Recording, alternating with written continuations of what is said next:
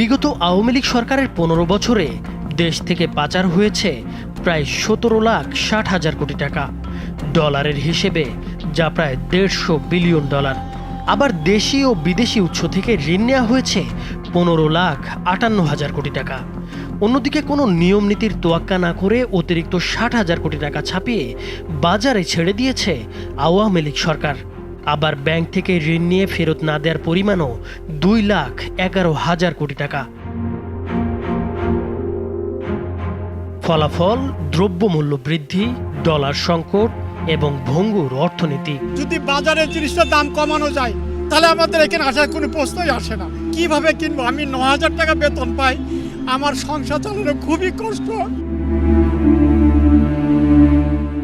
কোনো দেশের সরকার চাইলে ইচ্ছে মতো টাকা ছাপাতে পারে না।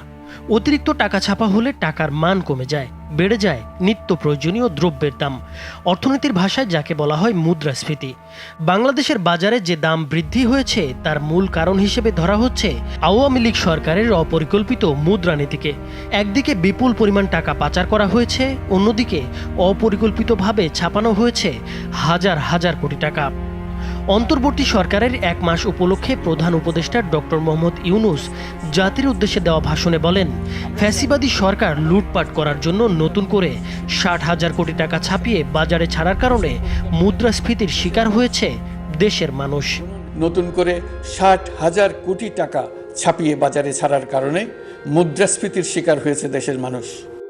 ২০০৯ সালে শেখ হাসিনা যখন দ্বিতীয় মেয়াদে ক্ষমতায় আসেন তখন সরকারের ঋণ ছিল মাত্র ২,৭৬,৮৩০ কোটি টাকা।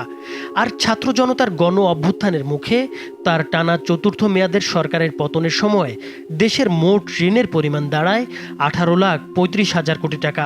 সেই হিসেবে আওয়ামী লীগের ১৫ বছরের শাসনামলেই সরকারের ঋণ বেড়েছে ১৫,৫৮,২০৬ কোটি টাকা। অর্থাৎ মোট ঋণের ৮৫% আওয়ামী লীগের বিগত ১৫ বছরের। সরকারের পরিচালনা ব্যয় মেটানো ও উন্নয়ন কর্মকাণ্ডের কথা বলে দেশি বিদেশি উৎস থেকে এই ঋণ নিয়েছে শেখ হাসিনা সরকার। এই সময়ে বিপুল পরিমাণ অর্থ পাচার হয়েছে ইউরোপ, আমেরিকা সহ বিভিন্ন দেশে। জিএফআইয়ের তথ্য বলছে শেখ হাসিনার ১.৫ দশকের শাসনামলে দেশ থেকে অন্তত ১৪,৯২০ কোটি বা $১৪৯.২০ বিলিয়ন পাচার হয়েছে। বাংলাদেশি মুদ্রায় এর পরিমাণ দাঁড়ায় অন্তত ১৭,৬০,০০০ কোটি টাকা। বিরোধী দল থেকে প্রায় রিজার্ভের টাকা গেল কোথায় এই নিয়ে প্রশ্ন করে। করোনাকালে অর্থাৎ ২০২১ সালের আগস্টে বাংলাদেশের বৈদেশিক মুদ্রার রিজার্ভ উন্নীত হয়েছিল দেশের ইতিহাসে সর্বোচ্চ $৪৮.০৪ বিলিয়ন। অথচ আওয়ামী লীগ সরকার ক্ষমতাচ্যুত হওয়ার সময় তারা রেখে যায় মাত্র $২০.৪৮ বিলিয়ন। অন্যদিকে গত জুন শেষে দেশের ব্যাংকিং খাতে খেলাপি ঋণের পরিমাণ দাঁড়িয়েছে ২,১১,৩৯১ কোটি টাকা। ২ লক্ষ কোটি টাকা আমাদের ব্যাংকিং খাত থেকে চলে গেছে। Not by too many families, but by 4 families or 5 families. দায়িত্ব নেয়ার পর পাচারের অর্থ ফেরাতে নানা উদ্যোগ নিয়েছে অন্তর্বর্তী সরকার।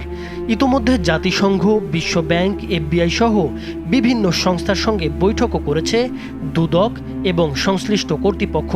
পাচার হয়ে যাওয়া অর্থ ফেরাতে সহায়তার প্রতিশ্রুতি দিয়েছে যুক্তরাষ্ট্র এবং ইউরোপীয় ইউনিয়ন। তাছাড়া বাংলাদেশ ব্যাংকের গভর্নরকে প্রধান করে টাস্কফোর্স পুনর্গঠনও করা হয়েছে। মার্কিন পররাষ্ট্রমন্ত্রী অ্যান্টনি ব্লিংকেন বলেছেন, ওয়াশিংটন বাংলাদেশ পুনর্গঠনে সহায়তার জন্য একসঙ্গে কাজ করবে। বাংলাদেশ থেকে পাচার হওয়া অর্থ ফিরিয়ে আনা, রোহিঙ্গা সংকট, সন্ত্রাস দমন, শ্রম বিষয়ক সংকট সহ বিভিন্ন বিষয়ে সহায়তা করতে প্রস্তুত রয়েছে যুক্তরাষ্ট্র। এছাড়া ইতোমধ্যে ৭১টি দেশে চিঠিও পাঠিয়েছে দুর্নীতি দমন কমিশন। অন্যদিকে বড় ঋণখেলাপিদের দ্রুত চিহ্নিত করে দেশে তাদের সম্পদ বিক্রি করে হলেও টাকা উদ্ধারের ঘোষণা দিয়েছে বাংলাদেশ ব্যাংকের গভর্নর। বড় বড় ডিফল্টার্স আছে তাদেরকে চিহ্নিত করে আমরা খুব দ্রুত বাংলাদেশের ভিতরে তাদের যেসব অ্যাসেট আছে সেগুলোকে উদ্ধার করার চেষ্টা করব। বিদেশে যেগুলো অর্থ তারা পাচার করেছে সেগুলোকে আনার জন্য আমরা আইনগত এবং ইন্টারন্যাশনাল এফোর্ট আমরা নেব। নাইমুর হোসেন, মাছরাঙা টেলিভিশন।